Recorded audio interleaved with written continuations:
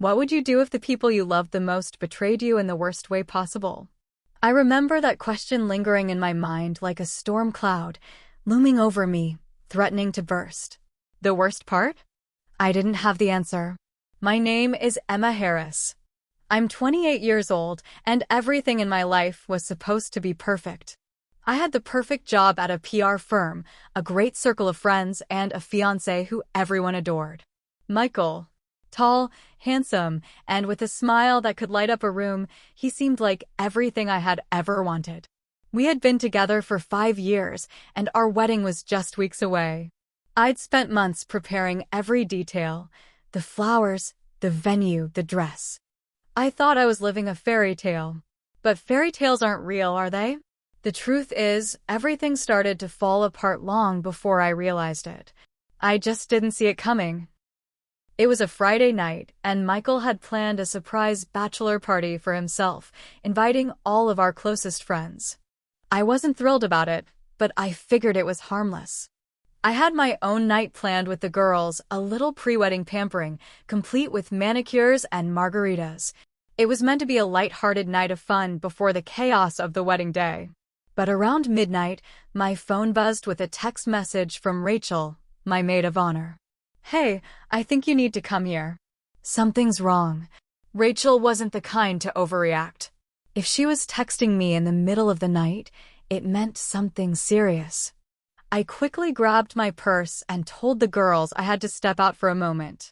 They all gave me curious glances, but I reassured them I'd be fine. When I arrived at the bar where Michael and the guys were celebrating, the energy in the room fell off. I could hear laughter in the distance, but something didn't sit right in my gut. I walked inside, scanning the crowd, until my eyes landed on Michael. He was sitting at a table, surrounded by our friends, some from high school, others from college, and a few work acquaintances. I smiled at the sight, but as I moved closer, I noticed something strange. Michael was talking animatedly with his best friend, Sam, but they both seemed tense. Sam's usual easygoing demeanor was replaced with a nervous look. Then I heard it. "Yeah, I can't believe Emma thinks her mom was such a saint. She was a mess," someone said. I froze, my heart pounding in my chest.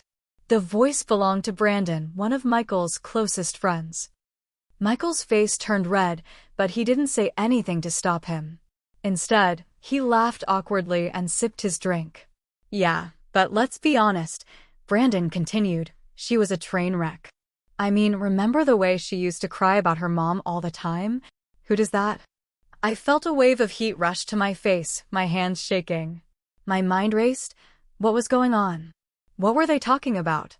"Come on, man," Sam finally cut in, his voice laced with discomfort.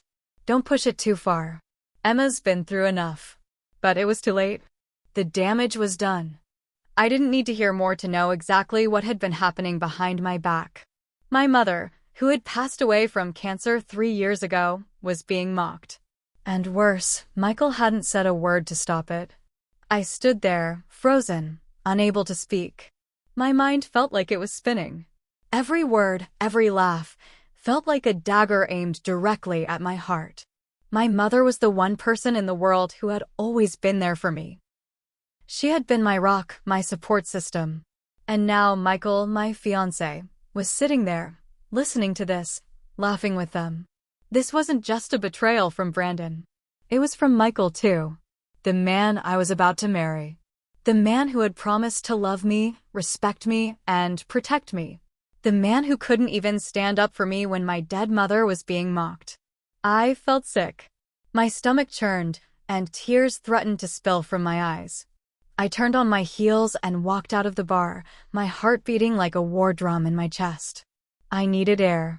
I needed to get away. Outside, I leaned against the cool brick wall of the building, struggling to breathe. The night was quiet, too quiet. I could hear the distant sounds of laughter and music coming from the bar, but it felt like a million miles away. I felt disconnected, like I was floating above everything, unable to touch the ground. Suddenly, I heard footsteps behind me. I turned to see Michael, his face full of concern. He was out of breath, clearly having run after me. "Emma," he said, his voice low and pleading. "What's wrong? You just left." I didn't know what to say. What could I say? How could I put into words the hurt, the disappointment, the crushing weight of the betrayal I had just witnessed? "You were laughing at my mom," I managed to say, my voice barely above a whisper. "You and your friends were laughing at her.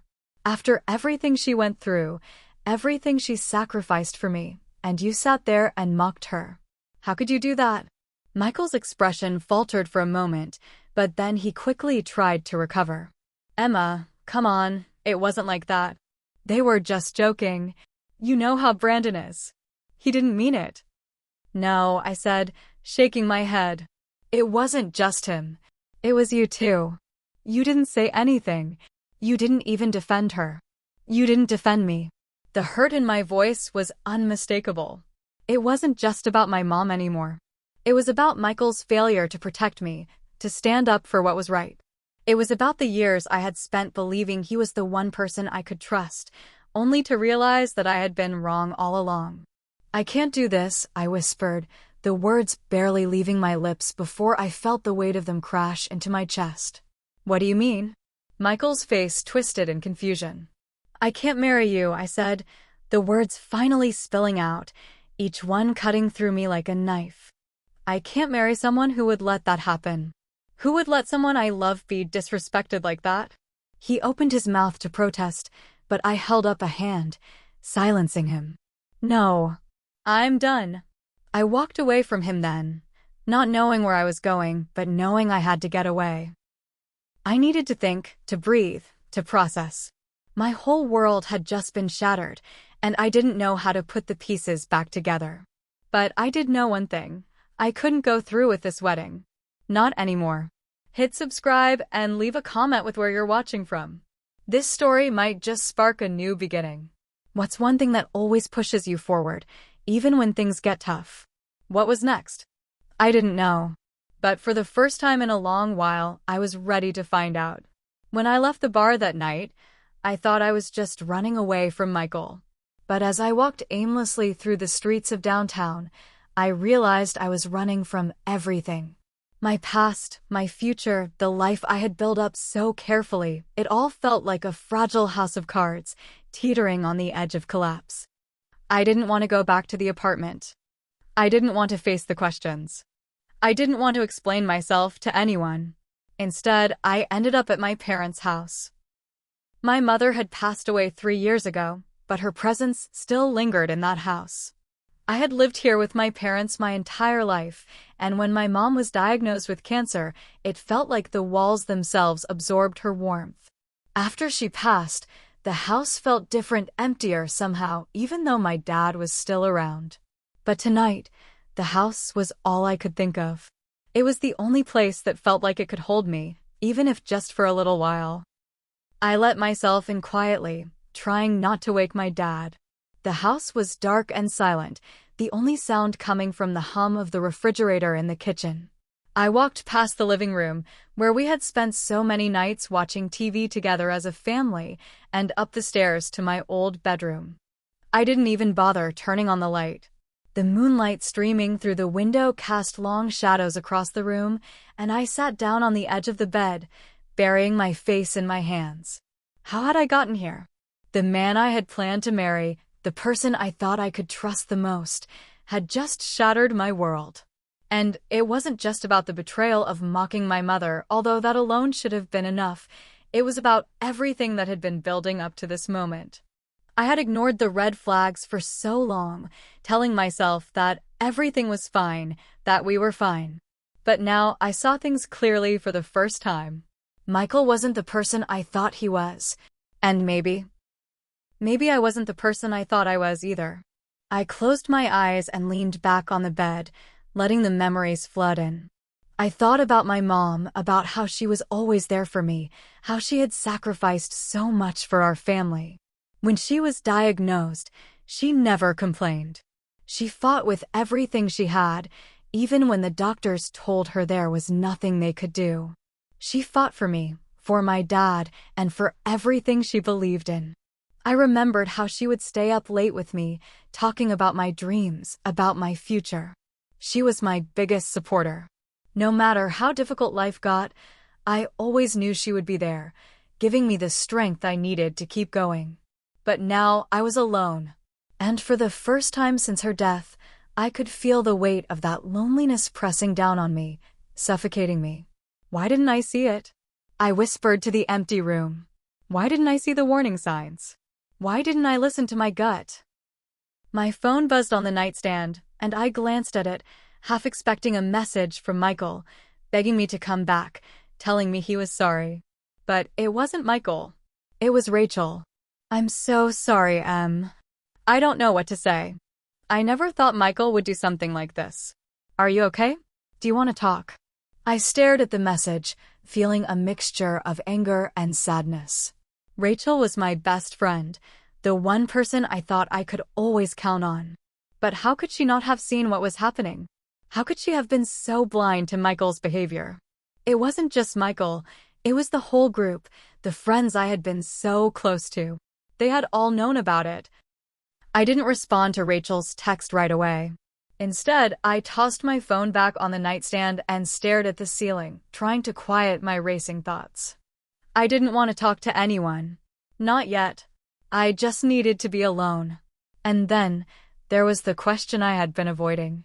What now? I couldn't go back to Michael. The trust was gone, and I couldn't pretend like everything was okay. But what about the wedding? The plans? All the people who had been looking forward to it? Was I really going to call off everything I had worked so hard for? I felt like I was standing on the edge of a cliff, and everything I had ever known was threatening to fall away. The life I had built, the future I had imagined, all of it seemed so fragile, so easily destroyed. But then, a small voice inside me whispered, maybe that's okay. Maybe it was time to let go. Maybe it was time to stop pretending that I was happy when I wasn't. My mom had always told me that I needed to follow my heart, no matter how difficult the path might be. I thought about her words for a long time, her soft voice echoing in my mind. Maybe I had been too afraid to listen to my heart all these years. Too afraid of what would happen if I stepped off the path that had already been laid out for me. I stood up and walked over to the window, staring out at the quiet street below. It was a beautiful night, calm and peaceful, and yet inside, I felt like a storm was brewing. I picked up my phone and opened the text from Rachel again, staring at the blinking cursor on the screen. "I need some time to think," I typed, my fingers trembling as I hit send. Then, I opened a new message and typed out a few words I had been avoiding saying for months. "I'm not sure I can marry you anymore, Michael. I need to figure out who I am without you." I stared at the message for a long time before I hit send. The moment I sent it, something inside me shifted. It was like a weight had been lifted off my chest, and for the first time in a long time, I felt like I could breathe again. The decision had been made. There was no turning back. I didn't know what the future held, but for the first time in years, I was ready to find out. The days that followed my decision felt like a blur. I spent the first few days hiding out at my dad's house, trying to process everything. I avoided Michael's calls and messages, too afraid to hear the pleading in his voice. He didn't understand, and honestly, I wasn't sure how to explain it to him. How could I? How do you explain to someone that everything they ever promised you feels like a lie? That the trust you built up over years had been shattered in a moment? It wasn't just Michael. It was all of it. The people I thought I knew, the life I thought I had. And worse, there were whispers in my head, accusing me of being weak, of letting things spiral out of control. I didn't want to talk to Rachel either. I knew she meant well, but I wasn't ready to face her disappointment. I wasn't sure if I was ready to face anyone. My mind raced with the images of that night at the bar, the way Michael had stayed silent, how everyone else had gone along with it. It was hard not to feel like I had been living in a fantasy, a world where the truth was hidden just beneath the surface. It was only when I finally left my dad's house to grab some things from my apartment that the reality of it all began to hit me. I stepped inside the apartment I had shared with Michael, and the first thing I noticed was how quiet it was. too quiet. The laughter and the conversations we used to share felt like echoes in my mind. The apartment was full of our memories. Our photos, his favorite books, my clothes scattered around, but it was all starting to feel foreign, like I was walking through someone else's life. I walked into the kitchen, where we had spent countless mornings drinking coffee and planning our days. There were still half-empty mugs on the counter, remnants of the life we had built together. It felt like everything was suspended in time, as if it had all stopped the moment I walked out the door. But now, looking at it, I didn't recognize it. It was as if someone else had lived here in my place. I took a deep breath, trying to steady myself. I didn't want to get lost in memories. I had to be strong. That's when I heard a knock at the door. I didn't need to open it to know who it was. I knew it was Michael. His presence had a way of filling up a room, making everything seem a little too intense, a little too urgent. I considered ignoring it, pretending I wasn't there, but the sound of his voice calling my name, so soft, so desperate, cut through the thick silence of the apartment. "Emma, please just open the door," Michael pleaded from the other side. I hesitated. I wanted to stay hidden, to keep the world at arm's length, but I couldn't. I had to face this, whether I liked it or not. With a reluctant sigh, I opened the door, finding him standing there, looking disheveled and tired. His face was pale, his eyes red, as if he hadn't slept in days. He looked like someone who had been waiting for this moment, hoping I would open the door, hoping I would let him explain. "Emma, I'm sorry," Michael said, his voice breaking. "I never meant for you to find out like that. It wasn't supposed to happen. I swear, I didn't think it would be that bad." I wanted to scream at him, to tell him how hurt I was, how everything he had done had destroyed me. But instead, I just stood there, staring at him. His eyes were wide with concern, but there was something in his gaze that I couldn't ignore, a hint of defensiveness. "You didn't think it would be that bad?" I repeated, my voice quieter than I intended. "Michael, do you even understand what you did? You let them mock my mom. You let them make fun of the one person who meant everything to me. And you didn't even defend her. You didn't defend me." I could feel the anger building inside me, but it wasn't just anger anymore. It was grief, betrayal, and disappointment all tangled together. My whole body shook as I tried to control it. "I know," Michael said, stepping forward. "I know I should have said something. I should have stood up for you. But Emma, I wasn't thinking. It was just a stupid joke. I didn't mean to hurt you. I swear I never meant for it to get this far. Please, just give me a chance to fix it." I shook my head, taking a step back from him. "A chance to fix it? Michael, how do you fix something like this? How do you fix a broken trust? A broken heart? I'll do whatever it takes. I'll prove it to you," he said desperately. "I'll make it right. Please, Emma. Don't throw everything away because of one mistake. One moment." But I didn't believe him. I couldn't. The damage had been done. The man I thought I knew, the man I thought I loved, had shown me who he truly was, and it wasn't someone I could count on. It wasn't someone I could trust. "You don't get it, Michael," I said, my voice low, steady. "It's not about one mistake. It's about everything that's been building up. I've been ignoring the signs for so long. I thought you were the one person I could trust, the one person who would stand by me no matter what. But now I see the truth. I see who you really are. Emma, please," he begged, his voice growing more desperate. "I love you. I'm sorry. I'll change. I swear it.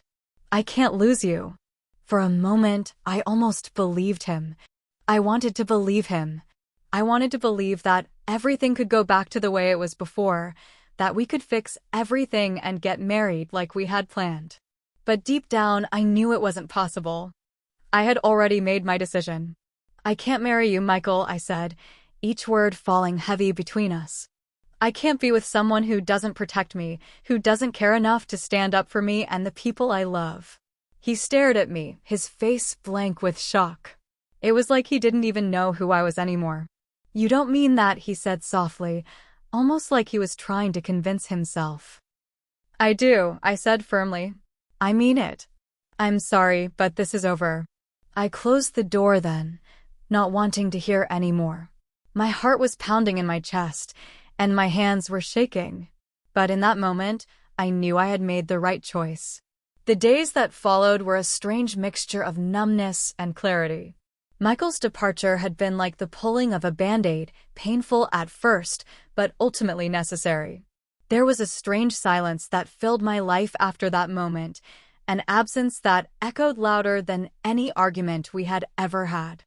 I didn't go back to my dad's house immediately. Instead, I found myself wandering, feeling like I was living in some kind of limbo. My old apartment, which had once been filled with the dreams of a future with Michael, now felt like a prison. I couldn't bear the thought of being there any longer.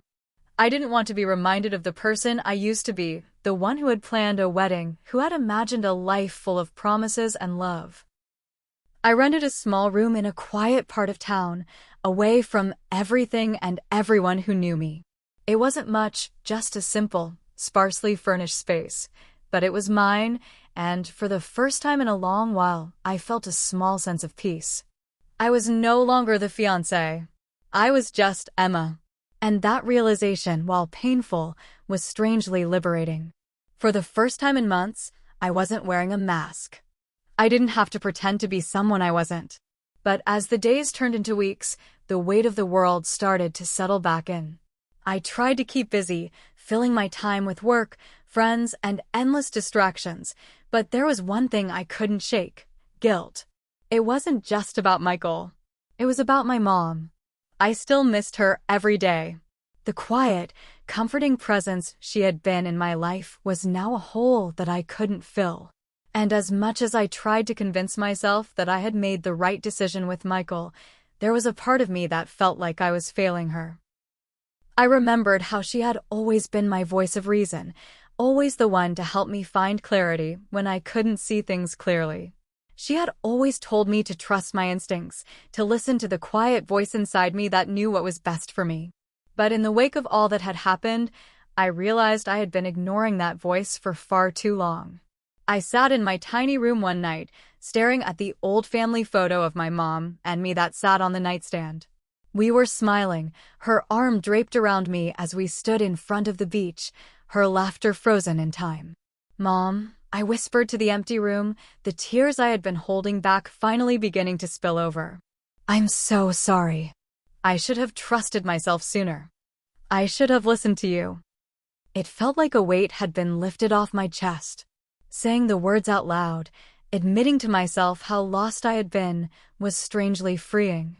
My mom had always been my guide, and now, even though she was gone, I realized that it was time to start listening to the lessons she had taught me. The next day, I made a decision. I was going to find my own way, my own path forward. I couldn't live my life based on someone else's expectations anymore, whether that was Michael, my friends, or anyone else. The world was wide open, and while the future seemed uncertain, I knew one thing for sure: it was mine to shape. I sent Rachel a message, the first real communication I had with anyone since everything went down with Michael. "I need to talk. Can we meet up?" Rachel responded almost immediately, and we arranged to meet for coffee the next afternoon. She had been one of the first people I reached out to when Michael had made his comments about my mom, but in the aftermath, I had pulled away from everyone. I wasn't sure if I was ready to face her yet, but I also knew I needed to make peace with my past, especially with the people who mattered most. The next day, I met Rachel at a quiet cafe, a place where we used to go to talk about anything and everything. It felt strange walking through the door again after all this time, but there was something oddly comforting about the familiar smell of coffee and pastries, the soft murmur of other people chatting. Rachel was already sitting at a corner table when I arrived. She looked up as I walked in, and her expression softened, her eyes filled with an apology I didn't know how to accept yet. "Hey," she said softly, standing up to hug me. I hugged her back, but it felt distant, like there was a chasm between us that neither of us could cross yet. I sat down across from her, feeling a mixture of emotions swirling inside me. I wasn't sure how to start the conversation, but I knew I had to say something. "I'm sorry I've been distant," I began, my voice shaky at first. "I just needed some space to figure things out." Rachel nodded, her expression understanding. "I get it. But I've been worried about you, Emma. I know things have been really hard, but you don't have to go through this alone. You have me." "I know," I said, a lump forming in my throat. "But it's not just about Michael. It's about everything. I've been so lost. I thought I had everything figured out, but now I realize I've been running on autopilot for so long." Rachel reached across the table and took my hand. "You don't have to have it all figured out right now. We're all just figuring it out, one day at a time. What happened with Michael was awful, but you're not alone. You're stronger than you think." I squeezed her hand, grateful for her words, even if I wasn't sure if I truly believed them yet. "I don't know if I'm strong, Rachel. I don't feel strong right now. I feel like I've lost everything." "You haven't lost everything," she said gently. "You've lost someone who wasn't the right person for you, but that's not the same as losing yourself. You're still here. And I'm here too. And we'll figure it out together." Her words were like a balm to the rawness inside me. For the first time in a long time, I felt the flicker of hope that maybe, just maybe, I could rebuild my life.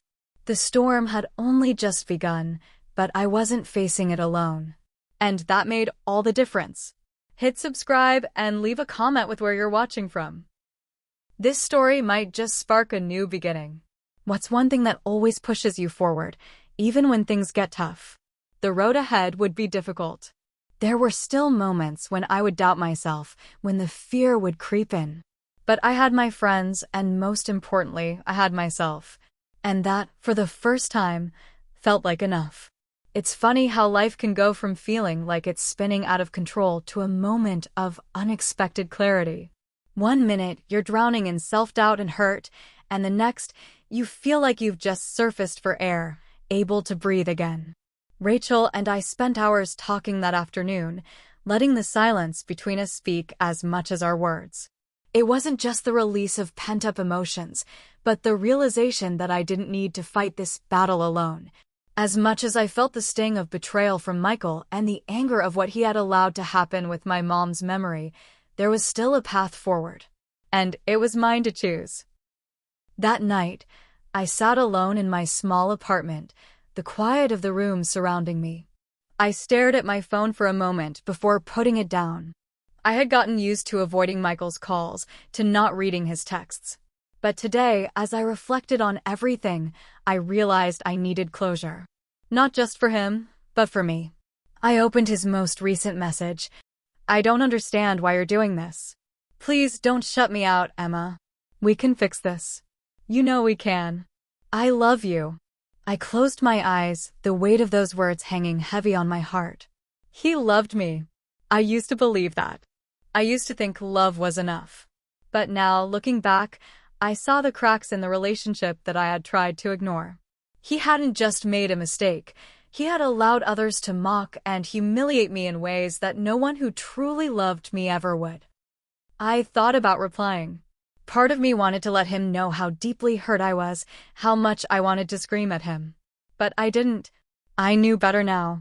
Responding to him would only give him another chance to manipulate the situation, to make me feel guilty for wanting something better for myself. Instead, I simply deleted the message. There was a strange sense of power in doing that. It was the first time in a long time that I felt like I was reclaiming control over my life. The next morning, I went to work, but my mind wasn't really there. I had spent the night going through old photos and memories, trying to make sense of it all. I couldn't ignore the nagging feeling that Michael's actions weren't just a random incident. There were too many things that didn't add up, too many signs I had missed. As I sat at my desk, my phone buzzed. It was a message from Rachel. "Hey, I'm coming over tonight. I think we need to talk more. There's something I need to tell you." I felt a rush of anxiety. Rachel had been my closest friend for years. But lately, there had been a distance between us, an unspoken tension, as though there were things she wasn't telling me. I wondered what she could be referring to, but I pushed the thought away. Tonight, we'd talk. I needed this. I needed her.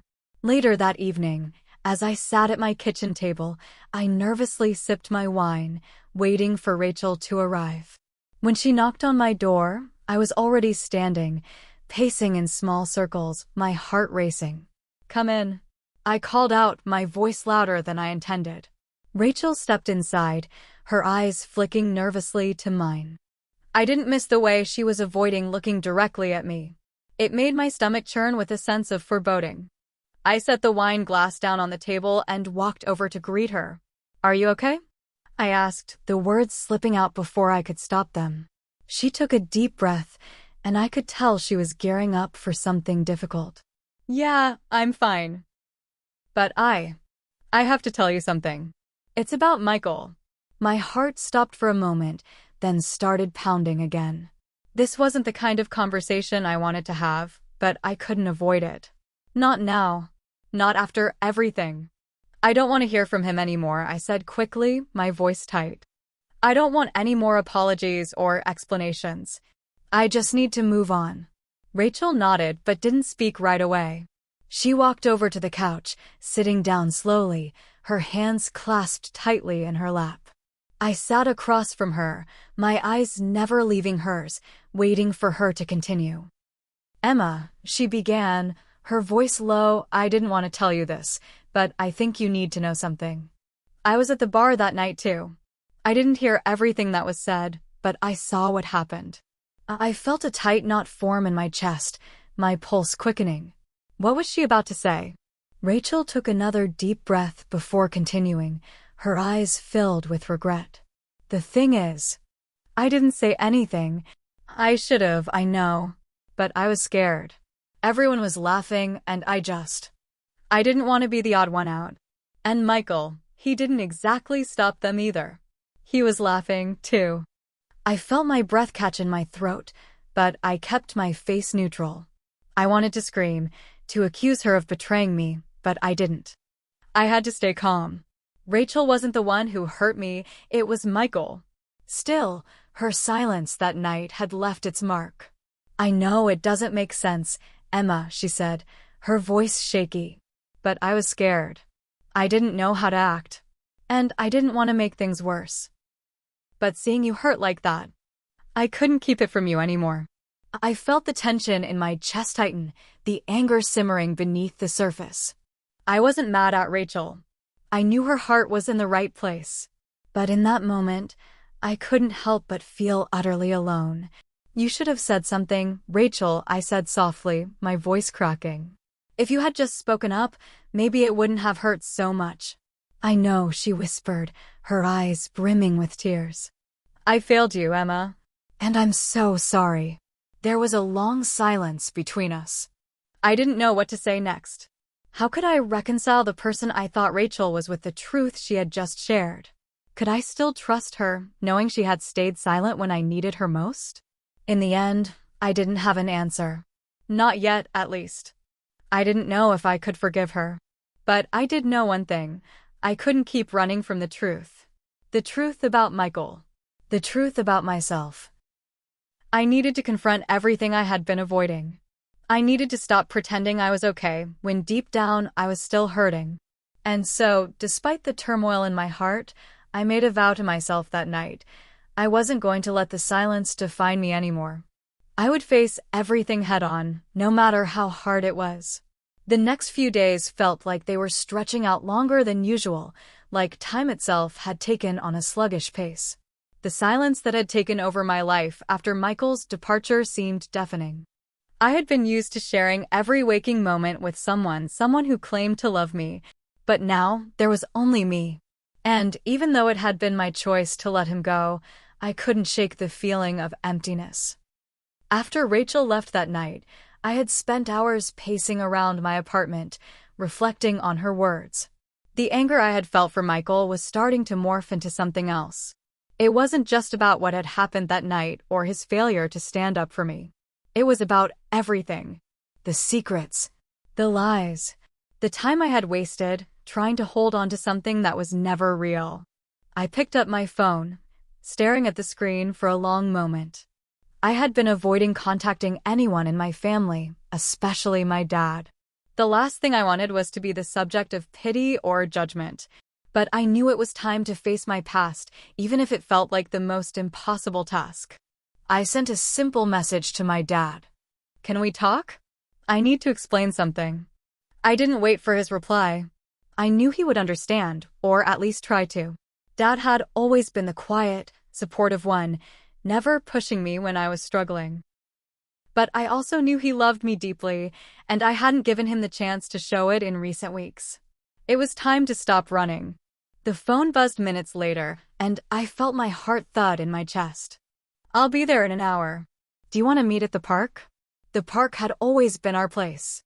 The place where we could talk about anything, where the weight of the world seemed to lift just a little. I stood up, took a deep breath, and grabbed my jacket before heading out the door. Dad was already sitting on the old wooden bench when I arrived, his back slightly hunched as he looked out over the lake. He didn't turn to greet me right away, but I knew he was waiting for me to speak first. We didn't need words to understand each other. We never had. I sat down beside him and stared out at the water, letting the silence between us stretch out, giving me time to gather my thoughts. "Dad," I started, my voice surprisingly steady. "I've been avoiding you. I'm sorry." He turned to me, his eyes soft and understanding. "You don't have to apologize for that, Emma. I knew something was wrong. I just didn't want to push you." I looked down at my hands, my fingers fidgeting with the edge of my sleeve. "It's just, everything feels so broken, and I didn't want to let you down. I didn't want you to see me as a failure." "You could never fail me," he said firmly. "You've been through a lot. I'm proud of you, no matter what." I swallowed hard, trying to keep my emotions in check. This was the moment I had been dreading for weeks, but it was also the moment I needed more than anything.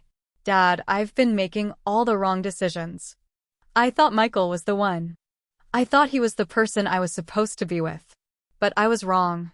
I paused, feeling the sting of those words.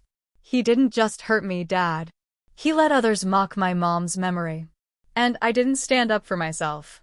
I let myself believe that the love I had for him was worth more than the respect I deserved. But I can't live like that anymore. I need to find my own way. And I don't know if I'm strong enough to do it." Dad reached over and placed his hand on mine, his touch warm and reassuring. "You've always been stronger than you think. And you don't have to do this alone. You have people who love you." I felt tears welling up in my eyes, but I blinked them away. I don't know how to let go of everything. How do I stop thinking about all the time I wasted? How do I stop wishing things had turned out differently? "You don't have to have all the answers right now," he said quietly. "Healing isn't a straight path. You just have to keep moving forward, one step at a time. It's okay to not have it all figured out. What matters is that you're moving." His words settled in my chest, like a gentle weight, pressing me to be kinder to myself. Maybe I didn't have it all figured out. Maybe I wasn't sure what my future held. But as long as I kept moving, I could find my way. The following days felt like a strange kind of in-between space. I wasn't who I was before Michael left, but I wasn't yet the person I was becoming. Each day, I took small steps forward.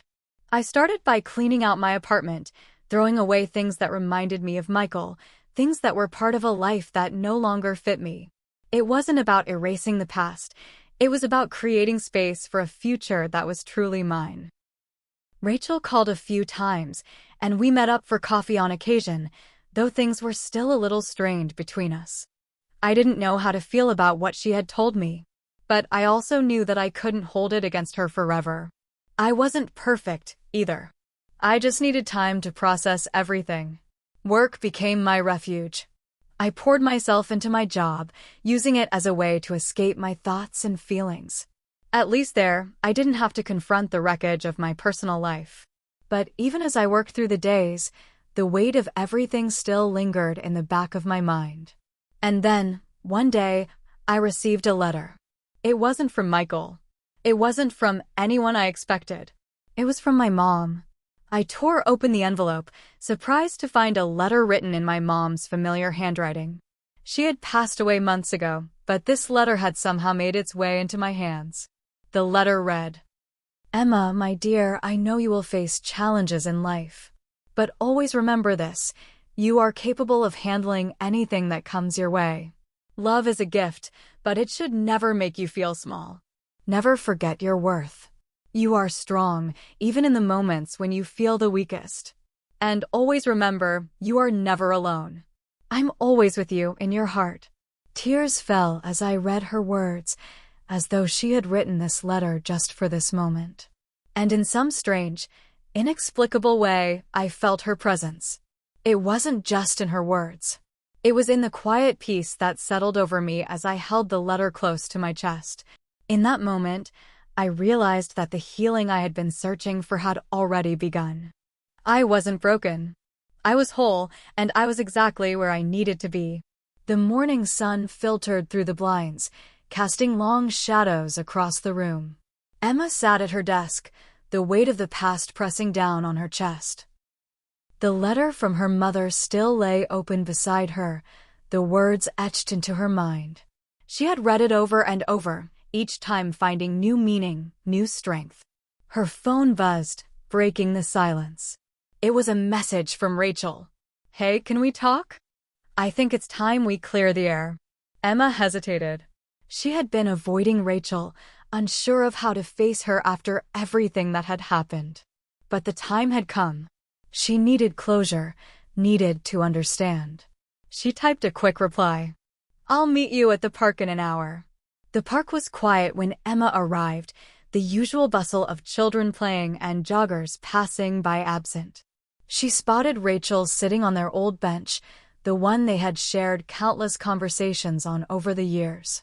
Rachel looked up as Emma approached, her face a mixture of relief and apprehension. "Hi," Emma said softly, sitting beside her. "Hi," Rachel replied, her voice trembling slightly.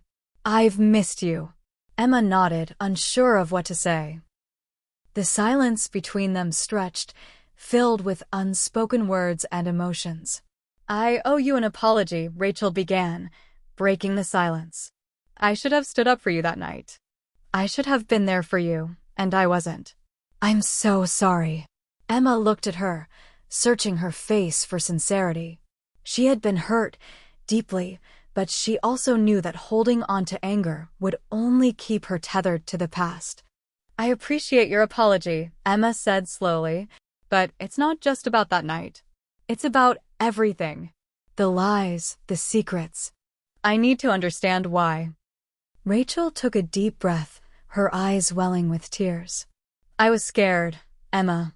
I was scared of losing everything. I thought if I stayed silent, if I didn't rock the boat, everything would be okay. But I was wrong. I should have been your friend, your ally.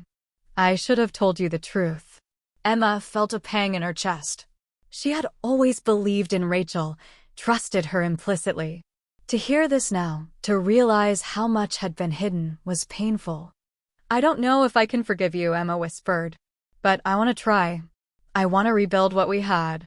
Rachel nodded, tears streaming down her face. "I'll do whatever it takes. I don't want to lose you."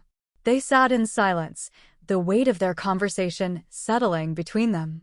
It wasn't a resolution, but it was a start. Later that evening, Emma sat alone in her apartment, the city lights casting a soft glow through the window. She thought about the conversation with Rachel, about the possibility of healing, of moving forward. Her phone buzzed again. This time, it was a message from her father. "I'm proud of you, Emma. You're stronger than you think." Tears welled in her eyes as she read the message. She had always feared disappointing her father, but now, more than ever, she realized that his love and support were unwavering. She typed a quick reply. "Thank you, Dad. I love you." As she set her phone down, Emma felt a sense of peace wash over her. The past was still there, lingering in the shadows, but she was no longer defined by it. She was moving forward, one step at a time. Reflection questions. 1. What is one thing you can do today to begin healing from your past? 2. How can you rebuild a relationship that has been damaged by secrets or lies? 3. What steps can you take to move forward and not let the past define you? If you're struggling with forgiveness or moving past a painful experience, consider reaching out to a trusted friend, family member, or therapist.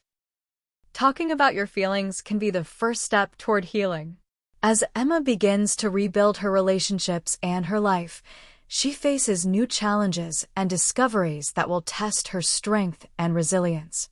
Join her in the next chapter as she navigates the complexities of love, trust, and self-discovery.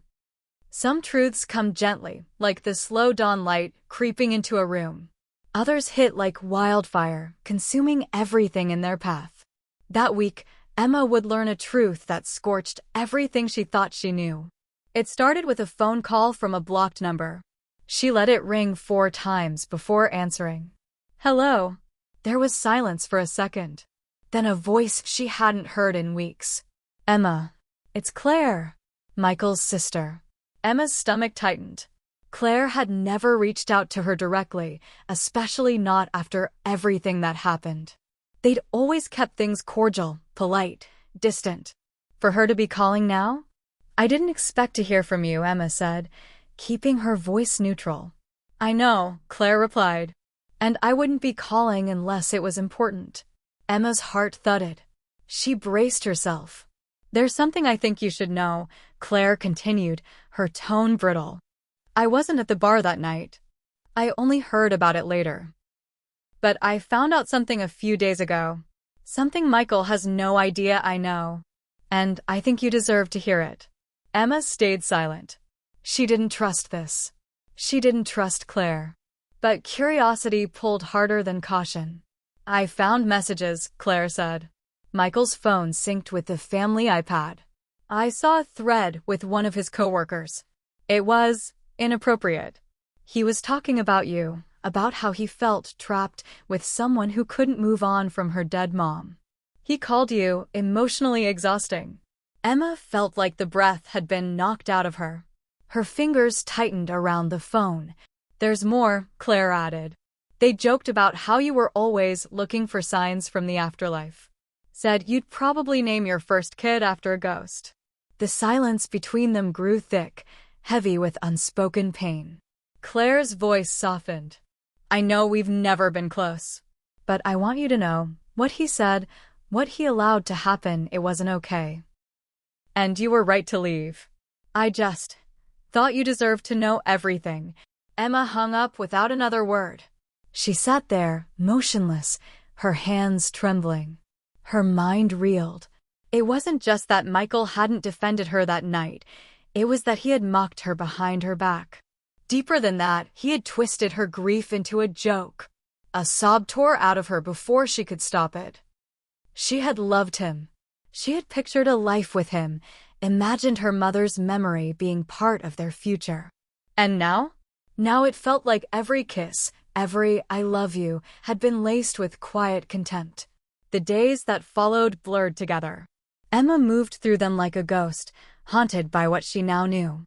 She didn't respond to messages, didn't answer calls. Even Rachel's concerned knocks on her door went unanswered. She needed space. She needed to feel the full weight of this betrayal before she could rise again. On the 3rd day, she finally left her apartment. She went to her mother's grave. The cemetery was quiet, the late afternoon sun casting a golden hue over the grass. Emma sat cross-legged in front of the headstone, her hands resting in her lap. "I don't even know what to say anymore, Mom," she whispered. I thought I'd hit rock bottom already. I thought leaving him was the worst of it. But now I feel like I was never loved at all." The wind rustled through the trees. Emma closed her eyes. "I keep thinking about what you'd say. Probably something about how real love never feels like shame. How the people who matter will never mock your wounds." She smiled bitterly. "I used to feel ashamed for still grieving you. For talking about you like you were still around. But not anymore. If that made me too much for him, then I'm glad I left." The sun dipped lower, the shadows stretching long across the ground. "I don't know what comes next," she said quietly. "But I'm done trying to be the version of me that someone else wanted. From now on, I honor the parts of me that are real, even the messy ones." She stood up, brushing the grass from her jeans. As she walked away from the grave, something inside her shifted. The ache was still there, but beneath it, a new fire was beginning to burn. That night, Emma wrote a letter. But this one wasn't to Michael. It was to herself. "Emma, you've survived things others don't even speak about. You've walked through grief, heartbreak, and betrayal, and still, you're here. Don't ever shrink yourself for the comfort of someone else. Don't ever apologize for feeling deeply. You were never too much. They were simply never enough." She folded the letter and tucked it into the same drawer where she kept her mother's. Two voices, one past and one present, guiding her into the future. Emma woke to sunlight streaking across her face, and for the first time in what felt like months, it didn't sting. It felt warm, alive. A quiet reminder that despite everything she'd lost, the world kept turning. And maybe, just maybe, she was finally ready to turn with it. She didn't jump out of bed with a new sense of purpose. It wasn't dramatic like that. But she did get up, brush her teeth, and make herself a cup of coffee without her chest feeling like it might cave in. Small victories. She had come to treasure those. As she sipped, her phone lit up with a message. "Rachel, thinking about you. I know things are messy, but I see you trying. That means something." Emma stared at the screen. They hadn't seen each other since the conversation in the park. Trust wasn't rebuilt in a day, but Rachel's words felt honest. They didn't come with expectation, just presence. And that was enough for now. She typed a short reply. "Emma, thank you. I'm not there yet, but I'm moving." Later that day, Emma did something she hadn't done in weeks. She pulled out her old writing journal. It was worn, corners frayed, pages dog-eared. Her mom had given it to her years ago with a note scribbled on the inside cover. "For the words you're too scared to say out loud. Let them breathe here first." She opened to a blank page. May 9th. "I used to believe that love meant sacrificing yourself. That if it hurt, it just meant it mattered more. But that's not love. That's survival. And I'm done surviving. I want to live. I want to be loved for the things I carry, not in spite of them. And if no one can hold that, I'll carry it myself. Proudly. Because I am not a burden. I am a fire. And I am rising." The words spilled from her like they'd been waiting for years. Not for anyone else, just for her. She felt lighter after writing them, like a piece of her had finally come home. The shift inside Emma didn't go unnoticed. People at work commented on how she seemed more focused, more present. She wasn't performing happiness, she was simply existing, finally without apologizing for it.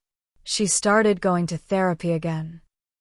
And this time, not because she felt broken, but because she wanted to understand herself better, to build something lasting from the rubble.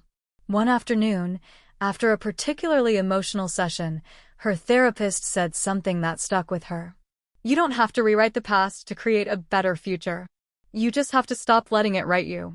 Emma began saying yes to things again. Yes to weekend trips with friends. Yes to early morning walks by the river. Yes to a local open mic night, where she eventually read one of her pieces. Her hands trembled, her voice cracked, but when she finished, the room clapped. Loudly. Genuinely. Afterward, a woman approached her, eyes glassy with emotion. "That poem about grief, it felt like you wrote it for me." Emma smiled through the lump in her throat. "I think I wrote it for both of us." "And Michael?" He tried to reach out. Twice. A voicemail. "I made mistakes, but I never stopped loving you." A text. "I wish I had been stronger for you. Please call me." She didn't respond. She didn't even feel tempted to. Forgiveness was no longer about letting him back in, it was about setting herself free. And the truth was, she didn't need anything from him anymore. She had already reclaimed the parts of herself he had tried to shrink. One evening, Emma visited her mom's grave again. But this time, not in pain. She brought the journal and read aloud one of her pieces. "You taught me to be kind. But you never told me kindness didn't mean silence. I know now. I can love without losing myself. I can miss you and still move forward. I can cry and still rise."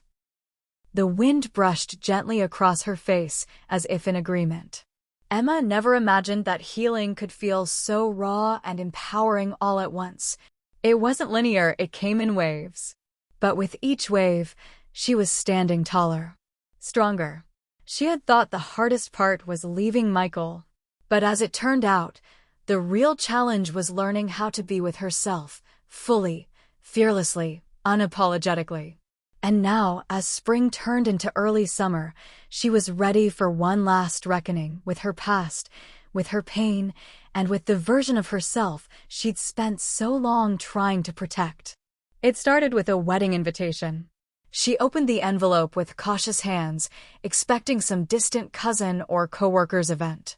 But her heart froze when she saw the names: Michael Anderson and Ashley Jennings.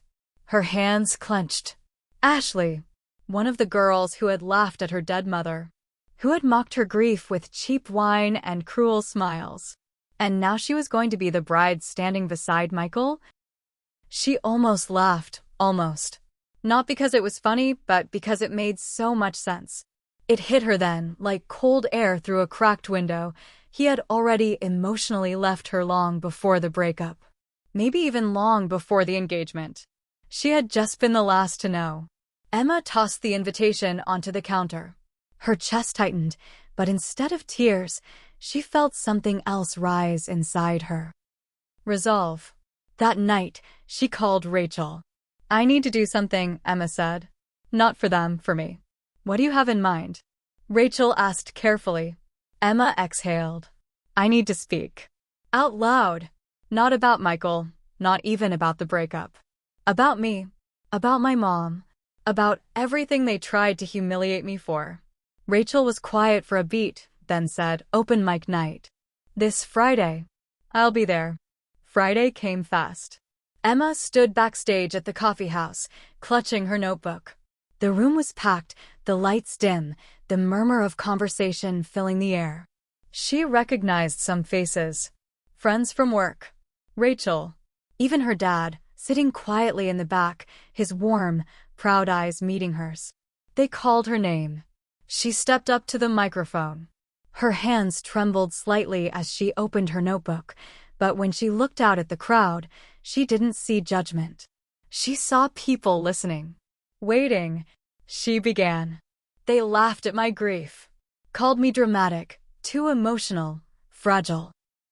But what they didn't know is that grief made me stronger than any of them will ever understand. I lost my mother, but I didn't lose myself. Not forever. I found her in the wind, in quiet mornings, in the way I refused to give up on softness.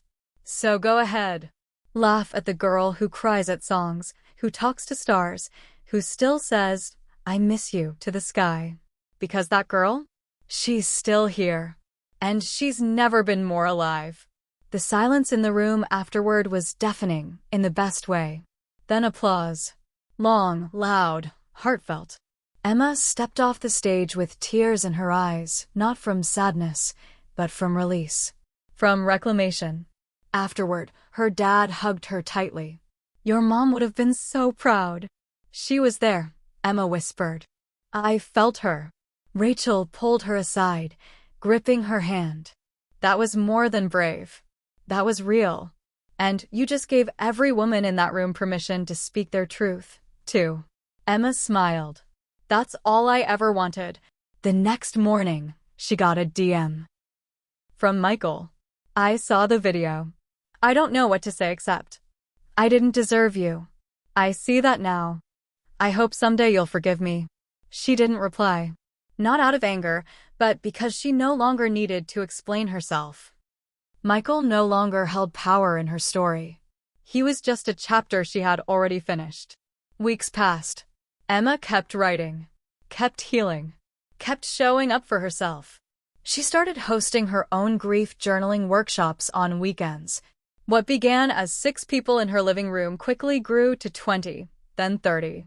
People showed up with pain, with hope, with nothing but a pen and a willingness to feel. And Emma showed them how. Not to get over it, but to move with it. To carry it in a way that made them stronger, not smaller. One afternoon, during a workshop, a teenage girl approached her after everyone had left. "My mom died last year," she said, voice barely above a whisper. "I didn't think anyone else got it." "But you do." Emma nodded, gently placing her hand on the girl's shoulder. "You're not alone. Grief is a language, and you just found someone who speaks it." The girl smiled. And for the first time in a long while, Emma felt at peace. There was no ceremony, no ribbon cutting, no dramatic finale.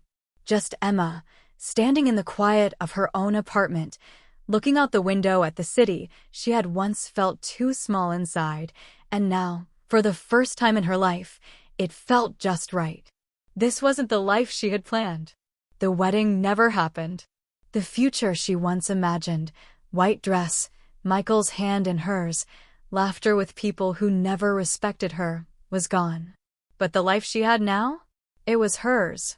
That morning, Emma lit a candle next to the photo of her mom that she had placed on the small shelf by the window. The flame danced gently, and Emma smiled. "I'm okay," she whispered. And she meant it. Not the kind of "I'm okay" people say through gritted teeth or when they're trying not to fall apart. This was different.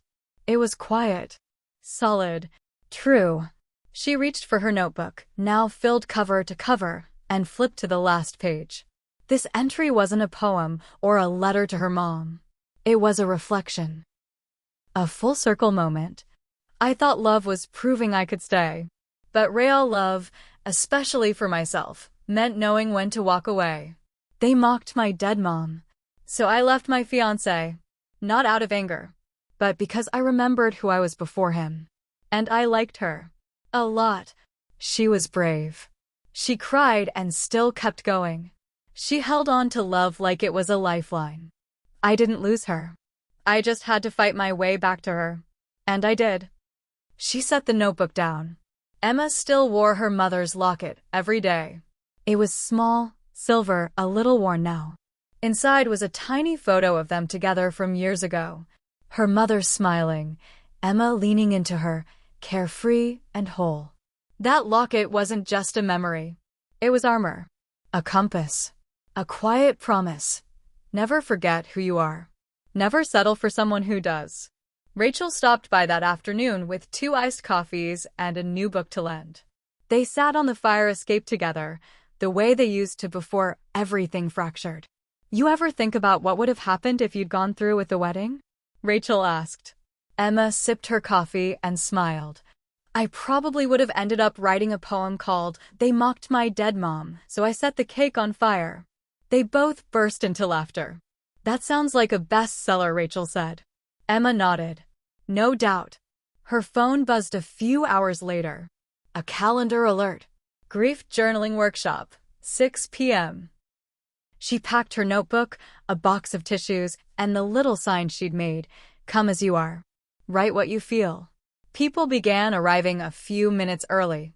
Young, old, men, women, strangers who somehow felt familiar the moment they sat down. They all had one thing in common, a story they didn't know how to carry alone. Emma welcomed them with a warm smile. She didn't need to be perfect or have all the answers. She just needed to be present. And that was enough. As the session ended, one older woman lingered. "You're the girl from the poem, right?" she asked. Emma nodded.